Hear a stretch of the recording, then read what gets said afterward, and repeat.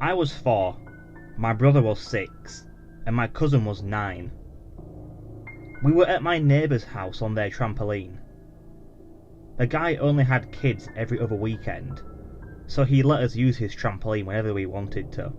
When this guy in his 40s walks through the bushes behind our neighbour's house, so like from the other neighbourhood behind ours, he asked if he could jump on the trampoline with us.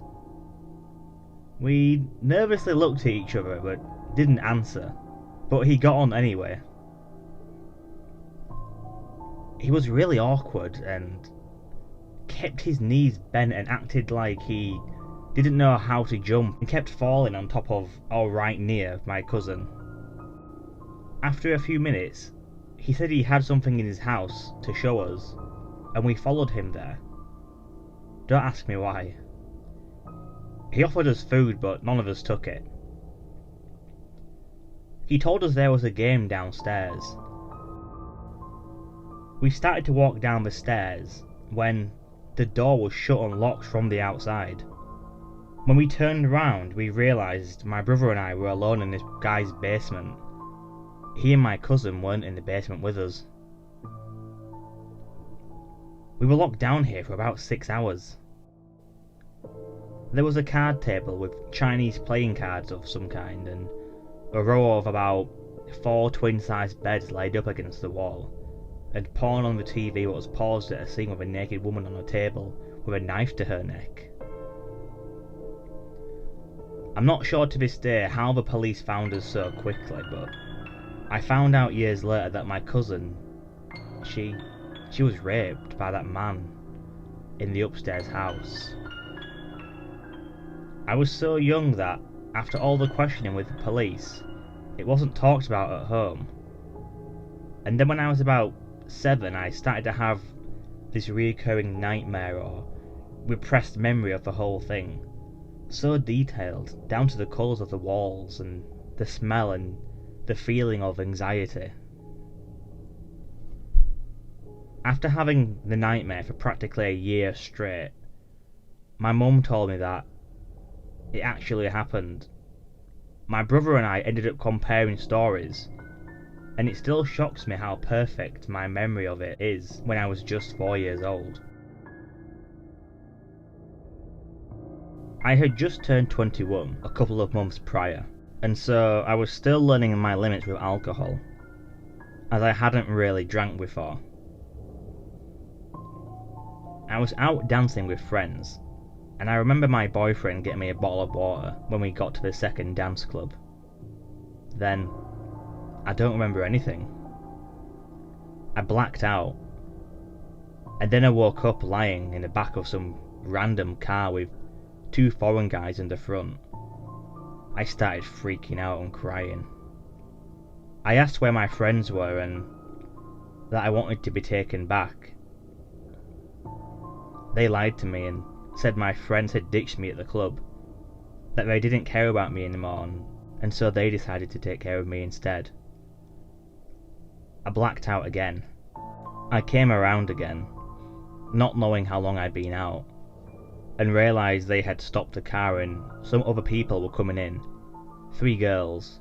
I clambered out of the stopped car and threw up around the girls.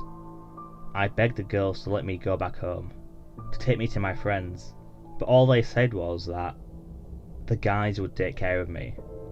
Then they pushed me back in the car and I blacked out again.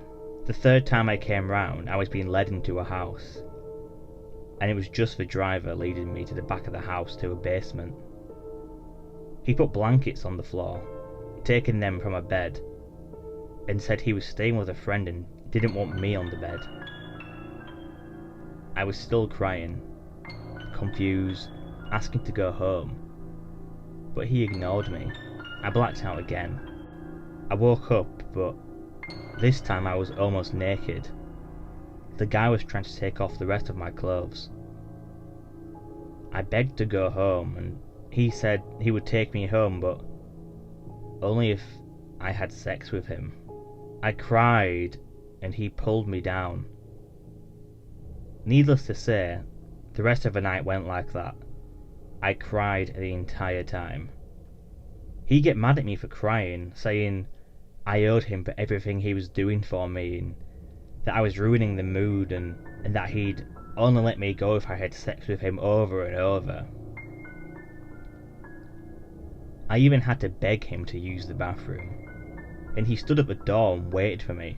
Then he said he'd take me home later, that he was too tired to do it now, before dragging me to the floor and holding me there until I'd passed out.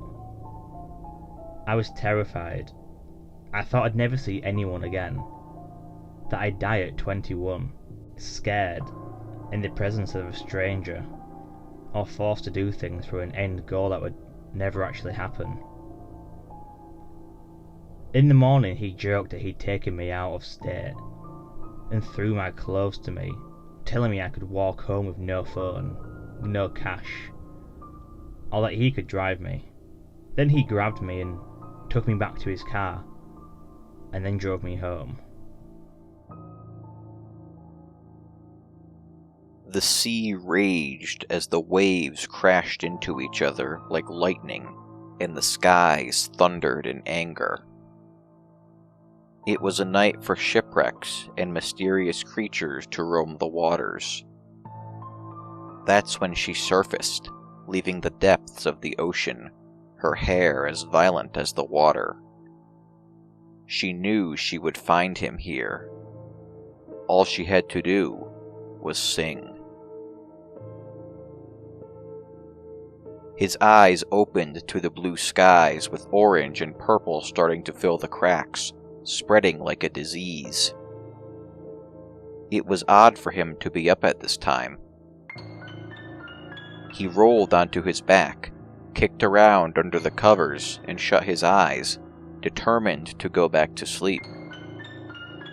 He could hear the ocean, the waves caressing the shore over and over again, declaring their everlasting love. The constant swooshing of the sea, like music, slowly lulled him back to sleep. There was a whistle in the wind, as if someone was singing to him. A soft, sweet melody, almost like a whisper. His eyes snapped open again, and he exhaled in frustration.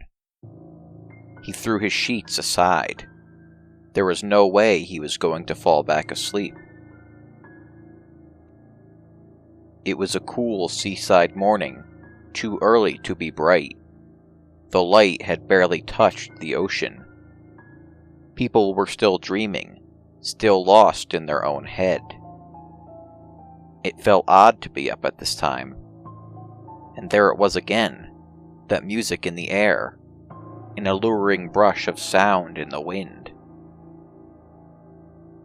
Without really knowing how, he found himself down at the beach, walking along the water. The sand felt cool and dry under his feet.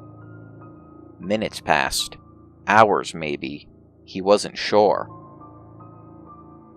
Somewhere along the way, the morning fog had rolled in, with the rumbling of thunder in the distance promising a storm. Without a sense of direction, he followed the melody that had enchanted his heart. That's when he saw her standing by the shore. A woman, wearing a dress the color of seaweed, staring longingly at the ocean. The bottom of her dress was wet from where the waves kept creeping up to kiss her feet as if she was royalty. The wind kicked up a storm in her hair, blowing her red curls every which way. The singing grew louder, as if it was right in his ear. He could swear it was coming from her. He was mesmerized, caught up in her beauty and in the wistful music that seemed to surround her. The way her eyes glared into the infinite, the way her skin shimmered, tinted blue. He wanted to run his fingers through her soft hair that burned like hellfire.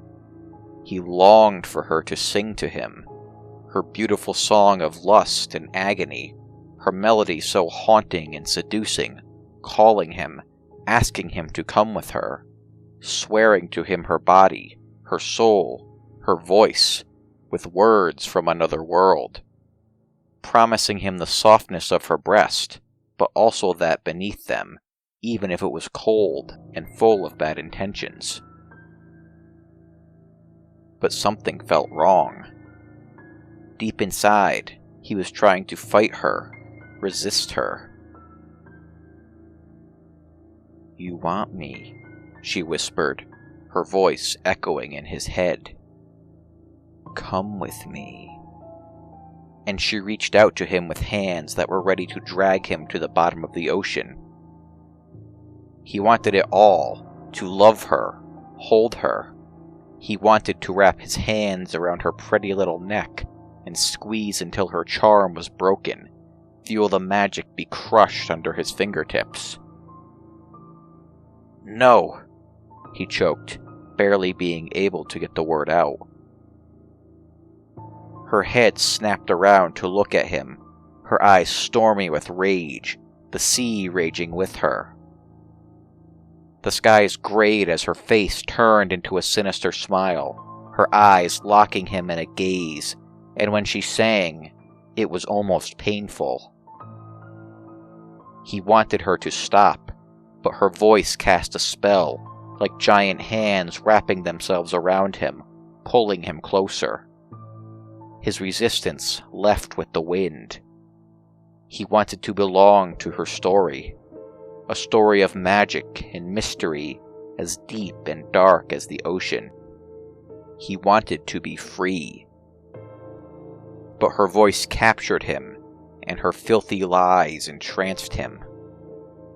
She belonged to the water, and now he belonged to her. When she reached out her hand, he took it. He knew her song ended in death, but what a small price to pay for an eternity with her. Disney White Noise by Wild Robot. Everyone has a darker side to them than they let on, and the man behind the mouse is no exception. Hi, my name is Toby Desmond. I'm 27 years old, and my occupation consists of research on historical phenomenon. Occasionally, I'm forced to step out of my comfort zone to take a look at something, whether it be an old doll or anything creepy like that. However, those are bearable, as it's part of my job to examine such things. But there was one thing in particular, one thing that you'd never think to be different. I received a phone call early last Saturday. It seemed to be a regular client, though he didn't seem like he wanted to talk for very long. His tone was rushed, and he barely responded to any questions I asked him. He told me that he had an old VHS tape he found buried in his garage, and he wanted me to check it out. Before I could even agree to it, he just thanked me and hung up. Now, I'm not complaining about it. It's not often I get to check out something like that, so it piqued my interest. Plus, I had an old VCR I received months before, so I was definitely going to see what was up. A few days after I received the call, a package came in from the mail. The label on the wrapping read, Disney, in black marker, but nothing else. I thought I hit the jackpot. Not just because Disney was one of the biggest in animating ever, and getting an old tape like that was huge for someone like me, but also because I had a son, Max, who loved that kind of stuff. I thought it would make some great father-son time, to sit down and watch some old cartoons. So we did just that. The episode on the tape? White Noise. The episode started with quiet static, which didn't last for very long, then quickly faded to an old Disney title screen, but upside down. It was odd to say the least, but it wasn't the only thing off about it. Instead of both Mickey and Minnie on the screen, there were two Mickeys. A plain white Mickey, which looked to be a sketch, yet to be finished, and a normal colored one. But I didn't think too much of it, as it wasn't anything creepy, just rather strange. The title screen quickly cut to white, unfinished Mickey, sitting in a chair by a small table, sporting a frown on his face. He didn't do much, just tapped his foot for a few moments, until the last, I'd say, half a minute. Pete entered the room from behind Mickey, with a look of unease on his face, holding a baseball bat. His legs were noticeably shaking as he wandered closer to the mouse, raising the bat over his head. He stopped a few inches away from the chair Mickey was sitting in. Pete said something to himself, but it was too quiet to make out completely. "Are you the Mickey closed his eyes and looked down on his knees. "Yes. Now do it," Mickey said. After which, tears started streaming down Pete's face. He then swung the bat, hitting himself repeatedly over the head. Mickey started to grin and chuckle quietly. Pete's swings were getting noticeably harder and harder after each hit, and with each swing, Mickey's smile became bigger and bigger. Soon enough, his light chuckle had evolved into hysterical laughter. Eventually, Pete made his last swing, then fell on the ground, not making a single movement afterward. The screen then cut to Pete lying on the floor with poorly drawn X's over his eyes. Then the screen displayed a small line of text. "Are you enjoying the show?" Max and I looked at each other. A look of unease took over our faces. We didn't say anything. Instead, we just looked back at the screen. As we did so, the screen then changed to the normal colored Mickey, walking down a dirt trail toward what seemed to be a small warehouse, with an old plane in front of it. He had on the same silly grin he always did in his old cartoons this time, except every now and then, the film in the tape would shift out of place. It looked like he was dragging his body in midair while he was moving. Eventually, he reached the warehouse and walked up to the plane. Mickey climbed into the plane and ignited the engine, so naturally the propeller started to run. He then climbed back out of the plane and stood in front of it, tapping his foot with a concerned look on his face. Then he grinned and stuck his hand in the propeller. His expression then turned dread as he started to scream while his hand was being mutilated, and Max grabbed a hold of my arm as we watched in horror. Mickey then pulled his arm away from the propeller, stared at it for a moment, then began to smile. He then turned his face toward the screen as it slowly panned toward him. Then it cut to black. I looked at Max. He was in utter shock. He looked up at me and asked me what was happening. But I didn't have an answer. I couldn't tell him. I didn't know either. I was speechless. I didn't know that would happen. The black screen then abruptly cut to Mickey, standing in the corner of a dark room, nodding rapidly with a huge grin on his face. Max felt some sort of reassurance over this for some reason, as there wasn't anything utterly disturbing happening. Barely anything was visible, but occasionally, by looking closely, we could see Mickey twitching violently. After a few seconds or so, the screen started to slowly pan out, away from Mickey, so it became even harder to see. We leaned in to try and get a better look. Huge mistake. As we leaned in to see better, the screen then rapidly sped into Mickey's face and brightened, revealing a gruesome, clawed, torn-up face with a massive grin, bearing human-like teeth along with noticeably bloodshot eyes. Max went ballistic. He started to scream as he clung to my arm as if for dear life. He started to cry as I held him close to my chest. Then he looked up at me. "Daddy, why is Mickey being so scary?" he said, as tears streamed down his face, still sobbing. I told him I didn't know. I had never in my life seen anything as horrifying as that, let alone in a Disney cartoon, which is made for children. I told Max to leave. I didn't want him to watch any more of it. He'd seen enough. I wasn't sure that I wanted to keep watching myself, but I had to. I had to. Not because I'm an idiot, and certainly it wasn't because I wanted to write some cheesy campfire story, but for the sake of curiosity. It was literally pulling me in.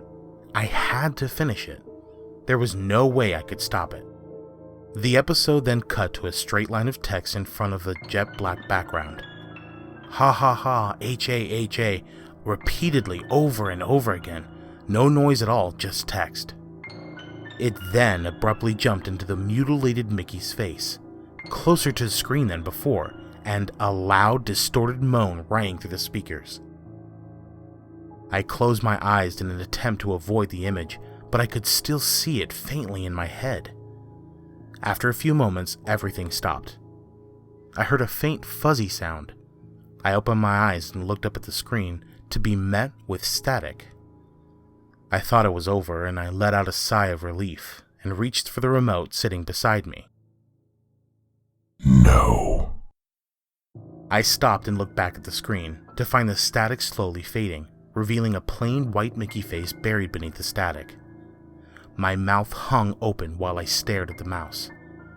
It spoke to me. I knew I was trying to turn off the TV. How did you? I said, whispering to the screen. Mickey smiled, sporting a massive, toothy grin. It hurt me. Your heart will suffer greatly, it said in a stern, deep voice. A series of ha-has then flashed repeatedly in front of the static, along with a loud screeching sound. I had to cover my ears, it was so loud. The remote was right next to me. I could have at least tried to end it, but the horrid sound made it too hard to move my hands from my ears. It didn't stop. I didn't care anymore. I didn't care if I went deaf just to stop it. I reached for the remote and shut it off, rescuing most of my sanity. My ears rang for a good few minutes, but luckily they didn't explode. I looked over to the doorway to find Max standing there. I scolded him for not listening to me when I told him to stay away. But he didn't hear me. His eyes were glued to the screen and he was frozen solid. "It's not over yet," he said, still staring at the screen. "What? What do you mean?" I asked him. He didn't respond. Then the TV turned on. The TV turned itself on. I looked back to the screen to find what seemed to be a snuff recording of the front of Sleeping Beauty's castle at Disneyland. Then I looked back to Max. He gave me a quick glance, then redirected his attention to the screen. How the hell did he know it wasn't over? How the hell could he know? The episode then cut to the park versions of the mascots in what seemed to be a dank basement, standing perfectly in line, facing the camera. I urged Max to get out once more, as if I could predict what was going to happen, but he wouldn't move. He just stared. The mascots started laughing. It started out quiet, but then it got louder. Soon enough, they were screaming, full-on crying and screaming. Some of them started to break down on their knees as they continued. Some of them just grabbed their heads and started thrashing around in place, but they didn't stop. They just screamed on, and Max was standing there perfectly still, staring at it without batting an eye. I attempted to get up and get him out of the room, but I couldn't move. I literally couldn't move. I was paralyzed. "Max, can you hear me?" I yelled at him, to attempt to break him out of his trance, but he didn't respond. He didn't even flinch. "Get out, Max. You've seen more than enough." I attempted to yell once more, but he just stared at that damn screen. It didn't even look like he was breathing at this point. His chest wasn't moving at all. Then the mascot stopped screaming. I looked back over to Max to find him crying, streams of tears rolling down his face, but he remained motionless. The mascots then turned their heads toward the screen. Then they got up and stood in the same perfectly straight line they had before. They then slowly reached into their sides and at the same manner pulled out large, gleaming knives. "Get out, Max!" I practically screamed that time. He started to cry even louder, as if he knew what was happening, even though his head was turned toward me. The mascots then raised their knives up to their own throats and slit them. "Max!" I screamed. They started thrashing around the room as pools of crimson started pouring from the cavities in their necks. Half of them were borderline laughing while screaming, while the other half of them just screamed in uncontrollable agony. All the while, Max just stared at the bloody mess, while I tried desperately to hold back vomit. The episode then abruptly ended with a still shot of the now lifeless costumes lying sprawled out on the floor, with one of them holding a plain white card with the words, "The End," scribbled onto it in Disney font. I looked over to Max. He wasn't crying anymore. Instead, He was staring at me now with a wide, unnerving grin on his face. He then raised his hands from his sides and placed them on his chin and scalp. "Suffer," he said. He then broke his neck with such force I didn't even think he had. He dropped to the floor with his stare and smile still remaining. Everything was silent for a moment. Eventually, I gathered what was left of my sanity and rushed over to him, trying my hardest to talk to him through the sobs and screams, even when I knew he was already gone. I then looked over to the TV, and in the middle of the screen, I saw the plain white Mickey face, laughing, staring at me. Then it spoke to me once more. "The darkest of secrets lie within the brightest of smiles. Do you see that now, Tobias?" Then the TV shut off, and I was left alone with my son's lifeless body. I started to cry as I buried my face into Mac's chest, holding on to his hand as it all came to a close. But my crying ceased and I let go of my son's hand, as I looked up at the screen and started screaming at it. "I hate you! I hate you!" I screamed, thinking that the thing could hear me. And it did. It heard me well. It heard me very well. The TV then cut on, revealing a gravestone with Max Desmond imprinted on the top, showing his exact date of birth as well as the day of his death, which was that day. All the while, white noise raved in the background, slowly evolving into a mad laughing.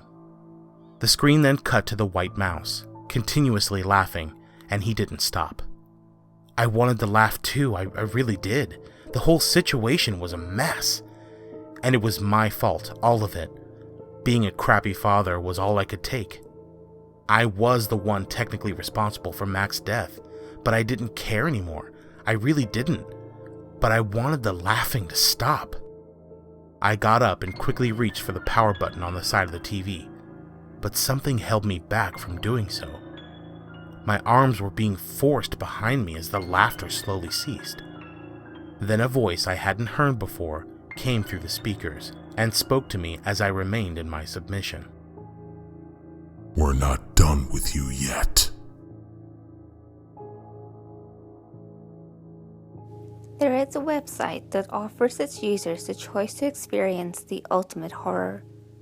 This website, called blindmaiden.com, is supposedly a site dedicated to a doomed spirit that will enter the home of people who have viewed that site. However, no matter how hard you try, your browser won't allow you to enter the site. You see, to access this site, you must wait until exactly 12 AM, making sure that the night in question is a new moon night. You must be on your own in your home with all the lights turned off. Only when these conditions are met will you be granted access to the site. As soon as you enter, you will see a montage of pictures being displayed quickly. These images are of boys and girls without eyes and faces that are twisted in tremendous fear. After that, a text will appear on the monitor saying, "This website will take you a whole new level of horror, a horror that will use all 5 of your senses. You must be very careful not to click on anything. By accident, you will be faced with a real experience of absolute horror. Click the accept button to engage actively in the experience. If you click decline, you will be rewarded with access to the entire archive of these gruesome images. A gore site pretty much. Click accept however, and there will be no turning back. You have sealed your fate, and trust me, you will experience the ultimate horror. Upon accepting, you will see a sinister silhouette walking towards your home on your monitor. The spirit will then approach and enter the same room as you are. You will then see your own back on the monitor, and you will feel a presence behind you. Suddenly, you will feel somebody tapping on your shoulder, and as you turn around, you will see the blind maiden's face and scream in terror. And that will be the last thing you will do, as she will then kill you. The blind maiden will then pluck your eyes out and take a photo of your face. Congratulations, you have successfully completed the ritual, and, as a reward, That photo will forever be a part of the website's picture gallery, just like all the other photos of people who were stupid or curious enough to press the accept button. And yes, if you're a thrill seeker, then you will love the last few moments of your life.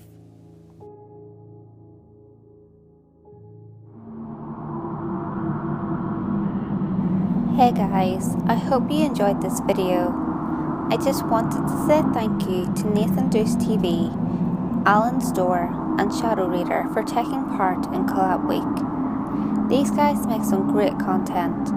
I'll leave a link to their channels in the description below so you can check out their channels, and make sure you click that subscribe button while you're there. If you enjoyed this video, give it a thumbs up and share it with your friends. You can also leave a comment below. All feedback, good or otherwise, is always appreciated. If you have any creepy stories of your own, or have any topics that you would like me to cover, feel free to send them in via any of my social media. You can find all links to my social media in the description below. Until next time guys, make sure you lock your doors, stay safe, and I'll see you next video.